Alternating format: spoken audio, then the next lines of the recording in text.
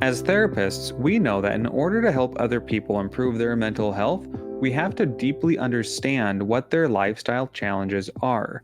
And so, in this episode of the Mental Health Toolbox, we're going to be talking about what lifestyle medicine is and how we can think about wellness as a team sport. And to help us in this endeavor, we have our special guest on today, Dr. Colin Zhu, board certified doctor in family medicine and lifestyle medicine, is a chef and wellness coach. He created the Chef Doc, a YouTube channel and coaching practice, and is an author of Thrive Medicine. So, without further ado, let's meet Dr. Zhu.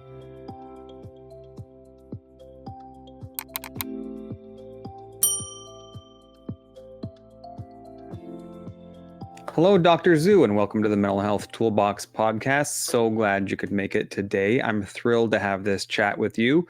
Definitely when it comes to nutrition and lifestyle and well-being, this is a deep and wide rabbit hole, and I just can't wait to get into it. I'm personally passionate about biohacks and healthy living and how we can live an optimized lifestyle. And we have a lot of experts on here, but I always love it when we have a medical doctor such as yourself or a DO, and having somebody who is a practicing physician and helper who has the breadth of knowledge that you do, and then you layer on top of that your expertise in the nutrition world and being a chef. This is just going to be a fantastic conversation, and there's going to be so much to glean and actionable tips for myself, because this is a selfish pursuit of mine and of course our audience. So thank you so much for making time today. Well, thank you so much for having me. I'm really glad and stoked to be here and can't wait to share with you and your audience. Oh, this will be fantastic. So I know a little bit about your background, not a whole lot. I know that you are a board certified physician, as well as board certified in family medicine and wellness, right? And you're also a chef. So I'm just kind of wondering what the order of operations are there for you. How did you get into this specific space and this mission to help the masses with improving our health, our lifestyle, our well-being through diet? Yeah, it's a great question. Order of operations, it brings me back to, what is that? Trigonometry, or give me the shivers. Yeah, I'm definitely giving the shivers, especially as an Asian person. So basically my journey starts with my mother. My mother is a trained traditional Chinese medical doctor out of China. She learned, from two masters, and she basically has taught me and groomed me on how to look at health in a very holistic manner, and what it means to really convey compassionate care, how to exhibit authenticity and integrity as a healthcare professional, and really getting to the cause and the root of cause of disease. She's always been fascinated with, why do people get sick? How do they arrive to, to that point in time? She's still practicing herself. And yeah, she kind of taught me to really dig deep. And so that kind of led me to osteopathic school. And osteopathic school is, for those of you who don't know, is pretty much the same thing as a medical doctor. Mm-hmm. Practicing medicine, surgery in all 50 states. And, we're able to do it all. Schooling is actually equivalent, with the exception we have actually extra training and manual manipulation. It's actually, more. So, I mean, I don't like to brag, but, Right. Well, my doctor's a DO, my personal doctor, who I absolutely love and adore, and would hate to give her up. So I am a fan, of DOs. There's something about the bedside manner and just the I don't know, the empathy. You don't feel like you're being rushed out of an office. I'm sure that's part of your training, but I'm very happy with my doctor, who is a DO. So yeah. Well, that's good. I'm glad you gave a shout out. We're definitely a minority for sure, but definitely growing. So, and like most medical schools, I learned not the hard way, but basically, like everyone else, predominantly most of our curriculum is pharmacology, how do drugs work, and pathophysiology, how do disease manifests. And that's really the bulk of what we learn. And so I realized that, I follow my mentors and predecessors, amazing clinicians. But I realized that following them over multiple visits is that no matter who walked through our door, whether it's a reason for visit of a cough or a low back pain, they always had some sort of chronic lifestyle related risk factor attached to them, whether it's high blood pressure, cancer, thyroid imbalance, overweight, obesity, things like that. And I soon realized really quickly that my school didn't prepare me at the time enough in terms of nutrition, lifestyle, self-care, emotional wellness, right? And so I just took it upon myself to make a lot of detours. And pretty much after school, I enrolled myself in a health supportive, plant forward culinary school, and then I got certified in health coaching. Two areas that I felt really, really set the foundation and tone and the pace on the rest of my career. And I did all that before I matriculated into my residency, which is basically doctor in training. And then after which I just kind of used all that to kind of enhance my career of what I do today.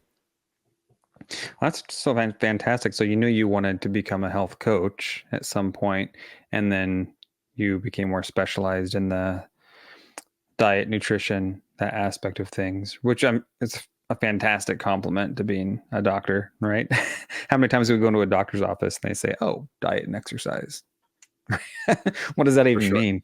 What that, that sounds oversimplified, because when I'm as a therapist, I see so many clients, obviously, with chronic illnesses, which is a huge risk factor for depression and anxiety, and can't really separate the mind and the body, right? They're interconnected. But when it comes to even issues like diabetes and blood pressure and lifestyle, I'm not a doctor and I'm not a dietitian, but just the confusion, and I think the lack of education around just how to navigate these muddy waters of lifestyle and fitness and just managing a chronic condition is can't be overstated, the difficulty of it. And Yeah. I think that sometimes we have decision fatigue, or if you feel like we don't kind of know what the plan is, right? That it gets too complicated, and then it feels unbearable or unmanageable to be consistent, as a consumer of health, right? That's been Mm-hmm. my kind of from a fly on the wall perspective, but also in my personal life. Anytime when I lose weight or optimize health or think about life extension or cancer prevention, it's every article you read on the internet almost becomes contradictory. you know Even with fads like nights and dosing and things like that, with Dr. Sinclair and everything that's been out on that, and Tony Robbins getting on the NAD plus wagon, there's just so much out there. It's kind of hard to know what is truth and what is worth and worthy of our time to really learn how to implement these things into our life. I think of it as, what's the low hanging fruit? What levers can we pull that gives us that 80-20 rule, that's going to give us the most bang for our buck in terms of our time and investment. And it's complicated. Just talking about it makes me feel overwhelmed. Mm. The options. Yeah, no, Yeah. I hear you. And I get that all the time with my patients. And I think we just live in a very special time, but I think nutrition has always been almost like an evolutionary type of science, from the aspect that it's always controversial. You always have a mixed bag. And then with the advent of COVID, and especially the internet, social media, and then COVID, suddenly everyone's a health expert. Just like when COVID came out, suddenly everyone is a virologist. Suddenly everyone is an immunologist, right? And so, for me, just to be frank, is that, my entire career has been clinical care. All I do is treat the patient in front of me. So, you really have to see what the practitioner, what the physician does at the end of the day. How do they lead by example? What do they do in their day to day, instead of, kind of like outside of medicine, people who are armchair critics, for example, Right. but they are not the ones that put in the work or implement, right? Because, what's just as popular as health topics. You have relationship advice. You can always get 1,001 opinions. Wealth advice, right? You can always get 1,001 different opinions. So it's very interesting during these times, right? And from my perspective, most of my patients, where do they get their health information? They get it from either Google or social media. And so that becomes very challenging for the typical primary care physician, because primary care, which is family medicine, internal medicine, pediatrics, they represent kind of like the first wave of defense in terms of health education and wellness and disease management. And then you have the different kinds of specialties and subspecialists. But to add on top of that, historically over time, we weren't taught, like I said, we weren't taught. In fact, about a quarter of the medical schools actually required an actual nutritional course. That is changing over time. And then we find that studies have shown that when you don't have that education, doctors are less apt and less confident to convey it themselves. And I'm very big on leading by example. I practice what I teach in terms of the health education and wellness that I convey to my patients. So it's it's not as clear cut, but I would say, you look at the provider, you look at the practitioner, you look at the person behind the information, right? It's kind of like going to a personal trainer. And if they're overweight and obese, it's kind of like, right. Do I really want to follow you? Right. So, so you kind of have to distinguish before you go down a certain pathway from whatever health influencer of the week, right? Absolutely. It makes sense. And if we have the opportunity to pull back the curtain, or somebody's vulnerable enough to share kind of in their own life, kind of what they practice and why they practice it. And I'm sure that's a tight line to walk too for doctors, because I know there's probably a lot of concern around making curative statements and endorsing particular ways of dieting or ways of living because of possible litigation and things like that. I'm sure there's some fears around that, but much to your point, I think when it comes to like even marital advice, I'd much rather take marital advice from somebody who's been married, for 60 years than somebody who's been divorced 5. They both probably have a lot of wisdom, but given the option, I'm probably going to go with the one that's sustained a marriage, right? And that's an oversimplification, right? Because people get divorced for all kinds of reasons. But to your point, yeah, I think when we have the opportunity to access someone such as yourself, Dr. Zhu, who walks the walk, and talks the talk, it's extra special kind of wisdom. It's not just textbook wisdom; it's applied. So I appreciate that. Which begs the question, since this is your lane, your passion, what would you say are some of your musts when it comes to what you know about medicine, what you know about lifestyle and health? Like, what are the boxes that you absolutely strive to check in your life? Yeah. Personally, or in terms of how I talk to patients personally? Either way, if there's a difference. Yeah. So for me, so my brand, the Chef Doc, I created it. To answer that question, I'll give you some context. So I created the Chef Doc back in 2017, and I've always practiced outpatient medicine, which basically means I really just reside in an office or a clinic type setting. And the reason why is because I really enjoy teaching. It's never really much that resonated from me being in the hospital. All right. And definitely hospital work and hospital medicine has its place for sure. But I really enjoyed having that type of continuity of care, that rapport, and that educational piece. When I started my career, it was really daunting from the aspect that there really was a lot of limitations within the confines of the healthcare structure. The healthcare machine is what I like to call. And one of those limitations is time. There's never enough time to be able to teach someone, to convey what they need to know on how to project forward their own life, right? To really empower them, right? And so I realized really early on that if you're able to capture a moment or an opportunity to change the trajectory of someone's life, as opposed to, intervening at the back end. Because what healthcare is predominantly, it's really intervening at the back end when someone's already sick, when they've already, had high blood pressure or cancer or diabetes, right? Like all of that, that's interviewing on the back end. That's what we're predominantly good at, or where we focus our time. But being proactive and being preventative, we don't. And so, there's a lot of external forces, and that becomes, very economical, financial, and political at the same time. So I'd rather not get into that. But suffice to say, suffice to say, people need that prevention. People need that proactiveness, because, chronic disease is only getting more and more, right? About 75% of people are overweight or obese, right? 40% are obese or morbidly obese, right? Type 1 diabetes, type 2 diabetes are growing in childhood obesity. Colorectal cancer, probably the most staggering facts. I just had a colleague when I started here in California 6 years ago. She's 36 now. She was 30 when I met her. And she has 2 kids, single mom, 2 kids. Fast forward 6 years later, she posts on social media that she has stage 3 colorectal cancer.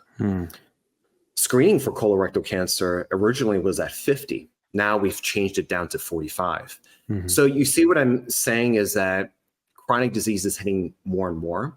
And what's interesting is that the human body, like we haven't really evolved, in my opinion, right? We're discovering more and more in terms of many, many different things: the brain, the microbiome, right? Genes, DNA, epigenetics, right?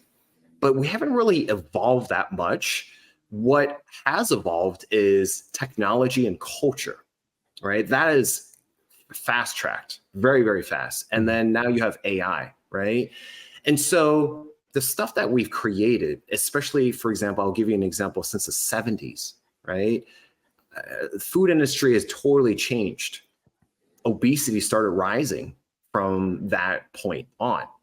And pretty much in the early 2000s, everywhere you go in America, there's an extra 2,000 calories just floating around, right? And people are wondering why we're just getting more heavy set and overweight and things like that. And I'll tell you what, it's not because of lack of willpower, and it's not because we're not moving enough, right? There's something that's happening on a hidden level that, we're not just aware of that quickly, right? So long answer to my question, to my answer to you, is that the pillars of health is what I focus on. So food as medicine, fitness, sleep, restful quality sleep, social connection, stress management, relationships, and avoiding risky substances. Those are the pillars of what we call lifestyle medicine.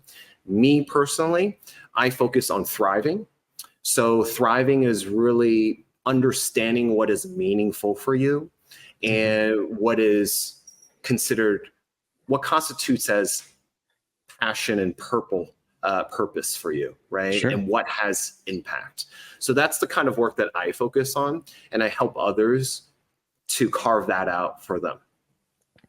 Well, that's fantastic. So there's definitely a framework, right? And that comes from your education, your experience, and how you advise clients. And I'm sure the things you strive for have, just for the sake of our audience, can we kind of walk through those a little more slowly? What are the 5 pillars again? You said diet. 6 pillars, actually. 6 pillars. So the 6 pillars of lifestyle medicine is not something I coined, but it's pretty much nutrition, okay, physical activity, sleep, avoiding risky substances, stress management, and social connections and relationships. Okay, those are the 6 pillars of lifestyle medicine, which it's pretty much the professional organization that I'm a part of is called the American College of Lifestyle Medicine. And we're in our 20th year this year, which we're really, really happy about. and we've made significant strides. And the whole purpose, mission, and vision of it is to be the future of pretty much the foundation of healthcare, because that's essentially what we need. And we have mountains upon mountain loads of research, science, and evidence to be able to say that, this stuff works. If you just focused on three things, right? Not smoke, you get physical activity and a high quality nourishing diet, you can pretty much effectively prevent up to 80% of chronic disease. Yeah, so I've heard that's pretty fascinating. I love studying is the right word. I'm fascinated with the research that's come out on blue zones. I'm sure you're familiar with blue zones, and I don't know how much is that's hype, but the research, looking at the research, not just documentary, but when you get down into it, there's just seems like these through lines between all of these populations that are the healthiest on the planet for whatever reason. One of ours, well, in my own backyard, Loma Linda. Oh, nice. Yeah, that's where I went to school, and I just remember when I was going to school at Loma Linda, I know they're Seventh-day Adventists, and they have very strong values around whole food diets, plant-based diets, lifestyle, and that seems to kind of ring true in all the blue zones, right, throughout the world. They're not always the same food choices, but it's the same kind of premise, socialization, functional exercise, walking communities, whole food diets. And I think, like you said, that the research is being really broadcast now for what, that whereas maybe before it was kind of brushed, or maybe not, I would say brushed under the rug, but it kind of felt like it wasn't getting the voice that it deserves. Right. And we know that we've heard it said, an ounce of prevention is worth a pound of cure. For sure. I think it's kind of what it sounds like we're talking about, right? How do we get out of the holding pattern of attacking health from, like you said, at the back end and figure out how to get ahead of it, right? And that comes through the work you're doing through educating the public, right? And ultimately, I'm sure, influencing medical schools curriculum, right? For sure. It's the work that I do, it is way more easy to be able to prevent something than it is to receive something on the back end and then try to put it into remission and maybe even reverse it. It is 100 times more work. And so the work that I do is, for me, it's important to be impactful, to be able to cause kind of like a ripple effect, right? You drop a stone at the end of one pond and having that rippling to the other side. That's the work that I focus on, because there's just not enough time. Right. For example, climate change. Climate change is an entirely different topic. There's just not enough time. Right. And so it's a lot. And I've also learned that wellness is a team sport. And I teach people that, I didn't coin this, but, illness, there's I in illness. And then in wellness, there's we in wellness. Oh, I love that. That's fantastic. Yeah. Great way to remember. Yeah. Yeah. And so, it reminds us that human beings are meant to be social creatures. We're meant to be connected and intertwined with others in order to thrive, essentially. One of the longest studies, the Harvard Adult Study of Development, really studied the impact on the quality of relationships and how that impacts your health, whether physical, emotional, and mental, and how that impacts your happiness. And they find that it trumps diet, it trumps physical activity, it trumps your perceived happiness of what you think comes from career advancement or how much money you make, right? The quality of relationships, they find that warm, positive, quality relationships is the number one positive predictor of all of it. 84 years. It's been around for 84 years. Yeah, I've heard that before. I always wondered though. I wonder why. Like, I know it's true, and is that because we make better decisions when people are looking out for us? Is that when we have more to live for, that we take better care of ourselves? I always wonder what that correlation was about. Yeah, I would definitely look it up. There's one of the I think he's a co-director because they're in their 4th generation. It originally started with studying white Caucasian males out of Harvard, and then they studied inner city males as well in the beginning. And then it just kind of blossomed, endured, and then they studied their children's and children's and children's and children. So the point is that, sorry, give me 1 second. Mm-hmm. My cat probably heard him in the background. So I'm trying to, he doesn't like when I do meetings. Yes. So I'm sure. So I have to like distract him. My dog's usually passed out behind me on the couch, and my little one's at my feet here trying to trip me. Yeah. Yeah. So basically, the point is that it's very important. It may seem common sense, but it's really nice to have the science behind it. You talk about Loma Linda. Some of our best evidence comes from multiple studies of the Seventh-day Adventists, and we're talking about N of tens of thousands, right? Hundreds of thousands over a long period of time. And I think that, when people look at studies, number one, you really have to break down, what's a good study, what's considered a high quality study, whether there's bias, and pretty much who funds it, right? And so there's many parts of it. And just because a study comes out does not mean like it's, headline news. Not gospel. Yeah, exactly. So there's a lot of hard evidence backed by what we do. And when you're mentioning blue zones, it's really that simple, but it's really studying these types of people. We're talking about, it's interesting because longevity is such a hot topic. And to me, it's like, you know what? I would rather study a longevity expert once you're past 100. Right? Like, don't talk to me if you're like in your 40s, 50s, 60s. Like, if you're over 100, maybe I'll listen to you. Right. And so it's a lot. It's a lot. I think we're at a good time, but at the same time, it's also very critical, the work that we need to do to be able to fight the tidal wave of mis and disinformation out on the web. Yeah. Great point. And I think it's one thing to live to be 100 plus. It's another thing to live to be healthy and 100 plus.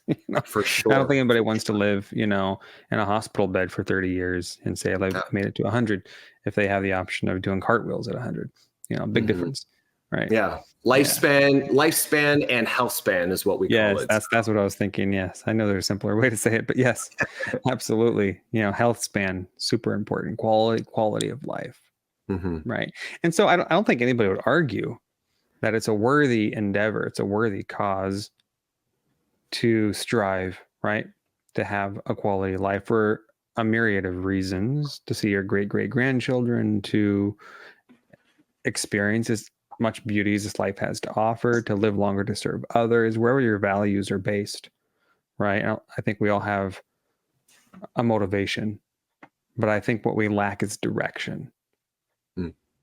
And so in this mission that you're on, how can we all kind of join in living a lifestyle that echoes these principles, but also how do we become a testimony? How do we carry on the message? How do we march this cause? Yeah, that's a great question. And I actually had thought about this a lot for myself over time. And I'm actually thinking about writing my second book based on these principles. But basically, it really comes down to three things is what I kind of summed it up to be in terms of living a good life, in terms of thriving in one's own life. One is, the first principle is, how do I want to show up in the world? When you grow up and when you're born, there's so many different types of external voices that come, through you, right? Outside of you, through you, as you grow up, right? You have your parents' voices. You have, if you're part of a religious group, you have religious voices, community voices, friends' voices, relationships, right?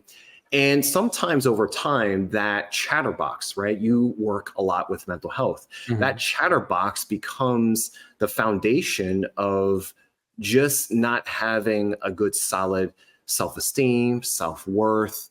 So, it becomes the foundation of self-limiting beliefs, right?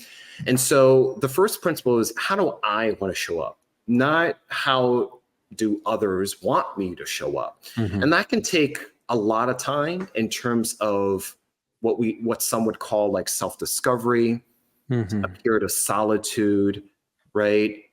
Gaining a certain number or quality of life experiences to be able to arrive to that. But I think the simple question of just asking that, how do I want to show up in the world? Number two would be, what do I want to contribute to the world? I think that, so I like Tony Robbins. I probably wouldn't follow too much of his nutritional advice, but the other stuff, I like him a lot. And he talks a lot about service and being of service. And so if you've ever volunteered at a homeless shelter or a food kitchen, I actually just talked about this at a health coaching seminar at a conference. And the question that was asked is, they were just starting their health coaching journey and they were afraid. They were just kind of nervous and shy and not knowing how to start. And so I could tell that they really had this like fear context within them.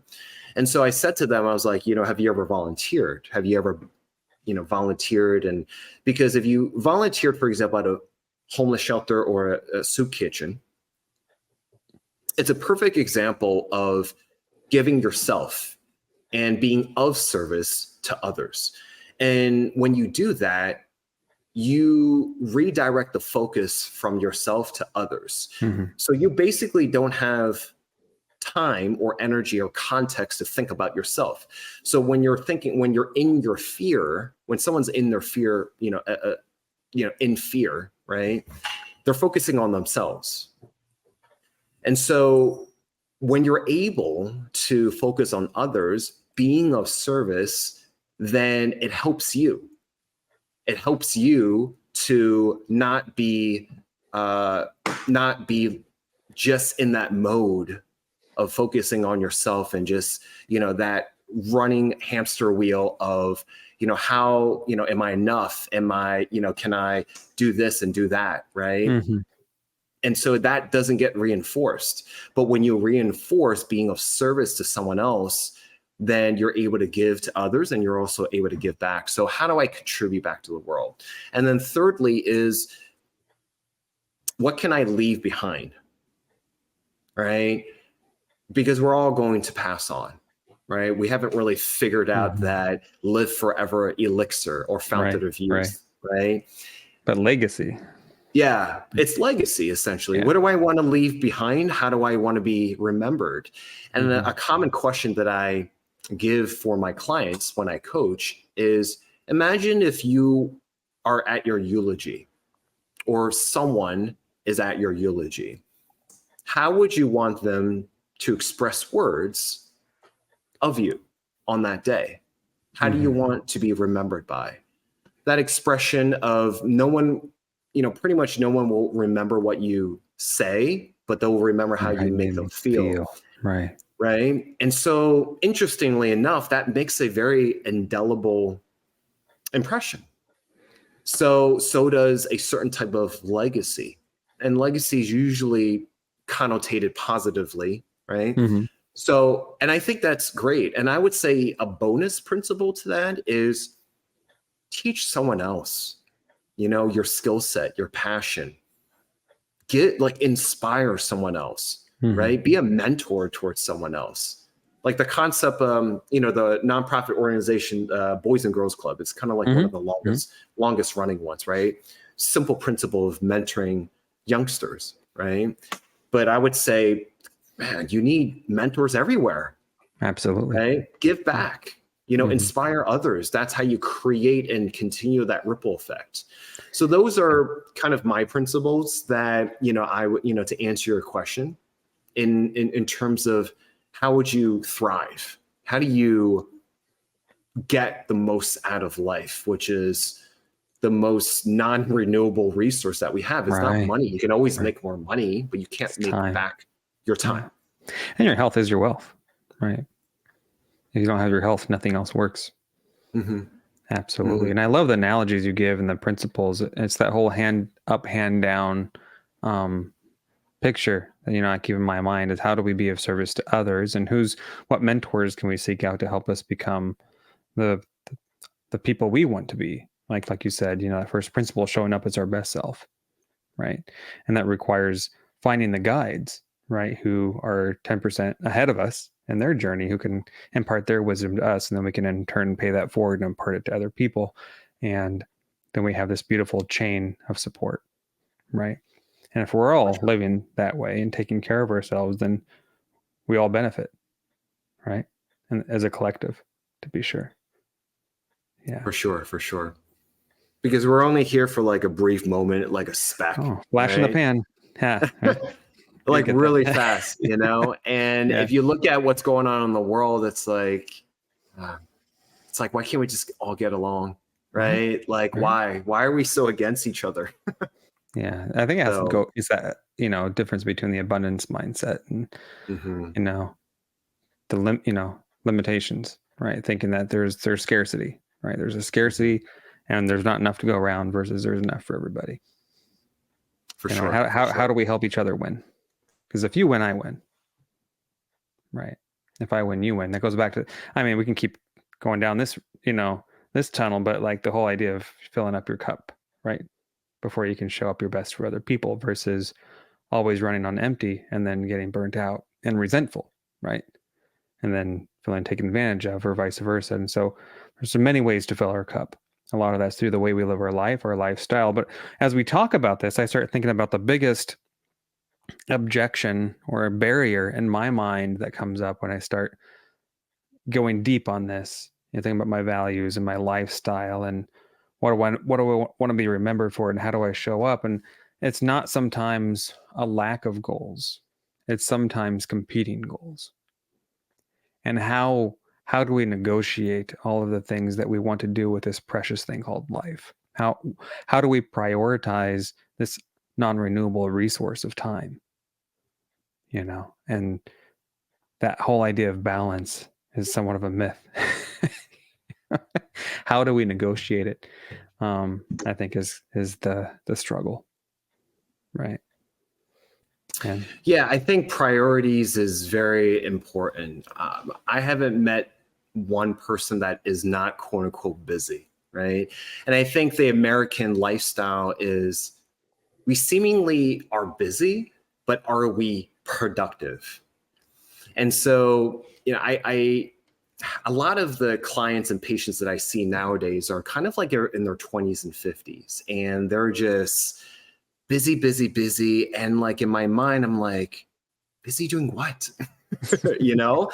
And not to be facetious, but it's kind of like sometimes we just take everything to be important, right? But there has to be a priority to it. There has to be something that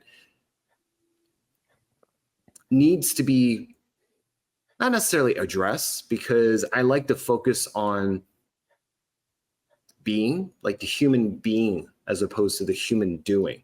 We're constantly just doing. You could have like an endless myriad amount of tasks. And I personally have gone through this as well, where you just get so busy and wrapped up in your life. And at the end of the day, you're just like, oh, I haven't like had a time to breathe. When I look back, when I look into the horizon, I'm like, where does the time go? I feel like I have no touch with reality because you're just so focused on, your stuff. Right. And so I think it's really asking the questions of what is meaningful for you? What do you need to do? Right. Obviously, we have things that need to be, you got to pay bills. You got to take care of your kid. You have to XYZ. Right. But at the end of the day, also include something that's meaningful for you. Also include periods of rest, includes periods of solitude. Super, super important. Europeans, they work less on average, less than 40 hours a week. to I get saw way I saw more. a study come out recently that those who take power naps, I don't know how true it is, but at least once a week are 70% less likely to die of a heart attack. I don't know how true Yeah, that for is, but sure. I believe it. For sure. I believe it. Yeah. Yeah, like they get quality, holidays, more, paid time off, longer maternity and paternity leave. Mm. So there's a lot with just taking breaks Yeah. and really connecting, going back to the blue zones, a part of how they thrive. Because what's interesting about them is not just, I think we focus a lot on the longevity piece, but not so much on the health span part of it.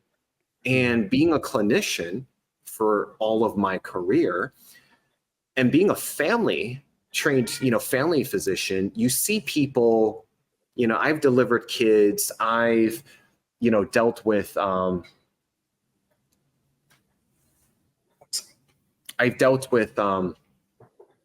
end of life. I've dealt with hospice. I've dealt with palliative care before, right? I've had patients pass on.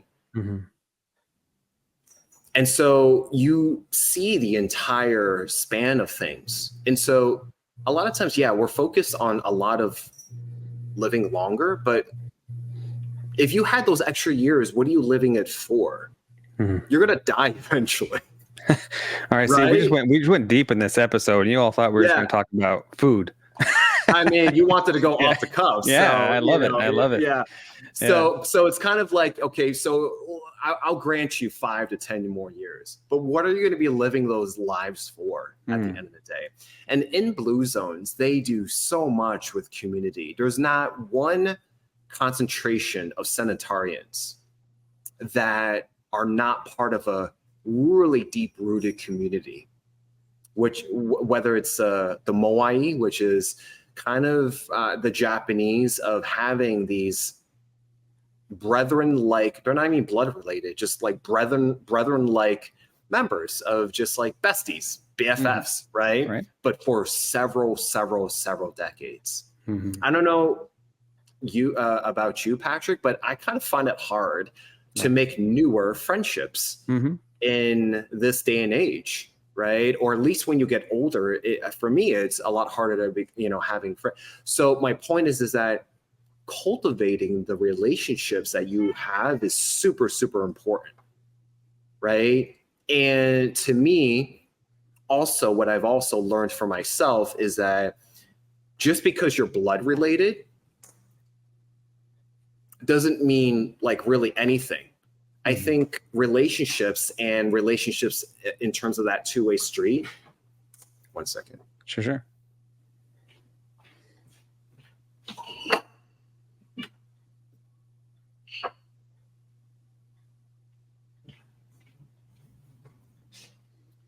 All right. So relationships of that two-way street is really cultivated by effort, intention, and holding space. All right. So that's what I would say, with all that. Absolutely. So we can't overstate the importance of creating and sustaining meaningful relationships. Making time for that, and like you said, we're all busy, whether we're busy productive or just busy because we like to feel like we're doing something, with our time for whatever reason. But when we're thinking about our goals, be that health, be that career, we don't want to negate the relationship domain, right? Because that really bolsters up everything else. And it's a long game, right? It's a long game, and we need to have those supports in place, right? Because this is about the shared human experience, right? Because, if you get to the end of your life, or even the end of a chapter of your life, and you have nobody to celebrate it with, nobody who understands your history, what you personally went through, that could be a very lonely thing. Yeah. Loneliness is its own epidemic. Just like obesity. 1 out of, I think it's around 20 or 25% of Americans are, when surveyed, they consider themselves lonely, right? And going off of what I said before about hospice and palliative care, it's those a great book to read is The Top 5 Regrets of the Dying. It Hmm. was written by a palliative care nurse, an ICU nurse. And it was originally a blog, and then it became a book. And they talked about their top 5 regrets of the dying. And a lot of them, said that they just it really wasn't the work that they did. It really wasn't about the money that they made. It Hmm. was really about, a lot of them said, they wish they had more time, Hmm. right? And so it's really about coming, to sum it all up, if you took nothing else, it's really about what is meaningful for you. Hmm. What do you want to give back and contribute? And what do you want to, leave behind? And how do you want to show up at the end of the day? That's huge. That's huge. I was just making a note of that book so I can throw it into the description for anybody who wants to take a look at it. I'm definitely going to add it to my reading list.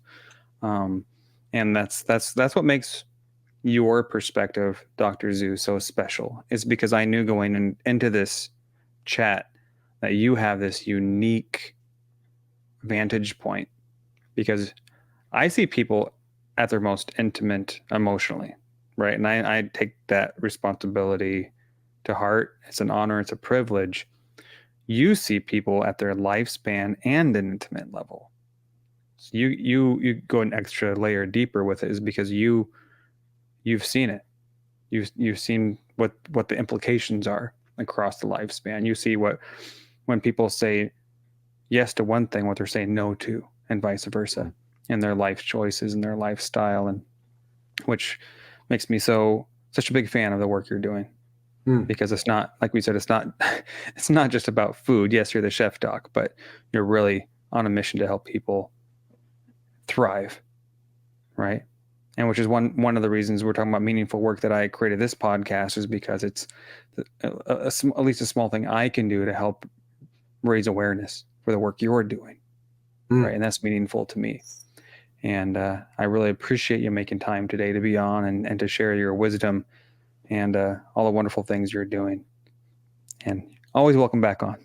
We can deep dive on diet, which is a whole other fascinating thing. I would love to pick your brain about whether supplements Of course. worth your while, and which supplements are not worth your while, if any, versus like letting food be thy medicine and so forth. So all good stuff. Yeah. And Yeah, for sure. for those who want to find out more about the wonderful work you're doing, they can head over to your YouTube channel, The Chef Doc, right? Mm-hmm. You've been a busy guy over there, as I can see. Got 508 videos posted. Yeah, it started off as a website, something very basic, and then it just kind of expanded, a podcast series, and then YouTube and a book. And so, yeah, a lot of different ways of being able to reach people, right? There's so many different ways, like, you're doing your podcasting. And so it's important to be able to kind of flex. I find it to be important to flex that creativity muscle. Oh, absolutely. 100%. And this is where that art of medicine comes into play for me. So absolutely. Which is why I think everybody should have a YouTube channel. Because we all have something to contribute from our life experience, our lived experience, sure. Professionally or otherwise, to help other people, right? And it's just a wonderful outlet to be creative. I don't know how to draw or play the guitar, so this does it for me.